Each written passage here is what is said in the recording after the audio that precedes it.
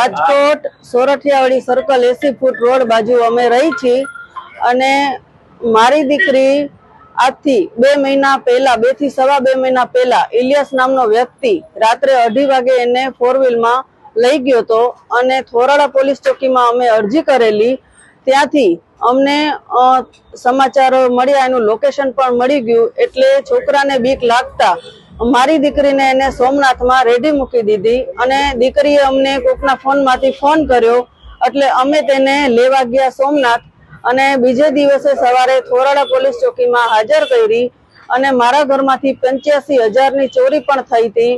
સાહેબે પૂછપરછ કર્યા છતાંય મારી દીકરી બોલી નહીં કે પૈસા મેં લીધા છે, એટલે એને બીક લઈ ગઈ કે શું છે તો અમને નથી ખબર, પણ અમે પૈસા જાતા કર્યા, મારી દીકરી મળી ગઈ એટલે અમે શાંતિથી બેસી ગયા। અમે આગળ કોઈ પણ કાર્યવાહી એના વિશે કરી નહીં અને 4-5 દિવસ શાંતિથી બેઠી હતી। પછી એક ને એક જીદ કરવા માંડી કે મારે મમ્મી પપ્પા ભેગું નથી રહેવું, મા બાપ અમને નથી જોતા અને મને અહીંયાથી મારા મોટા મામાનો દીકરો છે માણાવદર ગામમાં, 4 મારા મામાજી છે ત્યાં મને મૂકી આવો। એટલે મોટા મામાના દીકરા સાથે અમે નક્કી કર્યું, મોઢું મીઠું કરાવી તેને ત્યાં અમે મૂકી આવ્યા।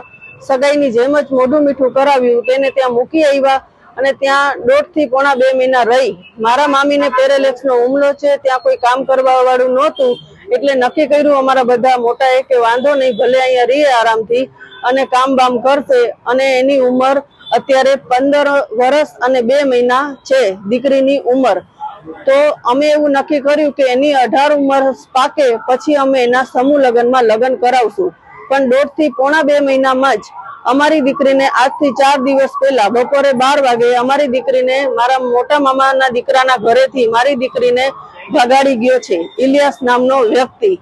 એટલે અમે ભગાડી ગયો એના બીજા દિવસે માણાવદર પોલીસ ચોકીમાં બપોરે 12 વાગે ફરિયાદ કરેલી।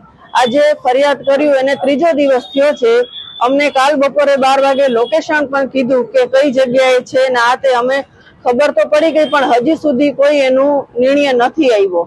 એટલે મારી દીકરીને સહી સલામત ઘરે અમને પહોંચાડો અને ઇલિયાસ નામના વ્યક્તિની ધરપકડ કરો, એના ઉપર ફોસ્કોની કલમ લગાડો અથવા જે કોઈ પણ બીજી કલમ લાગતી હોય એ કલમ લગાડો અને મારી દીકરીને 4 દિવસ આજે થઈ ગયા છે, એના સાથે ભગાડીને લઈ ગયો છે એટલે એની સાથે જે પણ કોઈ ખોટું કામ કર્યું હોય એટલે એની પણ મેડિકલ ચેકઅપ અમે કરાવવા માંગી છીએ અને કોઈ પણ એવું ખોટું થયું હોય એની સાથે તો એની પણ જે કલમ લાગતી હોય એ કલમ પણ એની માથે લાગવી જોઈએ।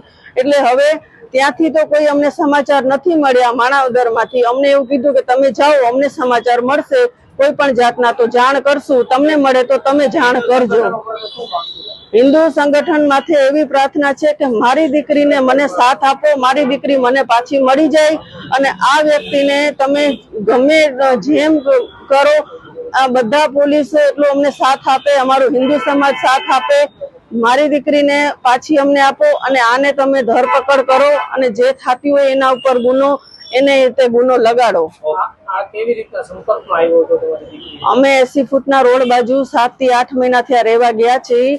ત્યાં જિલ્લા ગાર્ડન થી આગળ આપણે જઈએ ત્યાં પાનની દુકાન છે, ત્યાં એ છોકરો બેસતો, મારી દીકરી ત્યાં જાતી દુકાને 5 થી 6 વાર।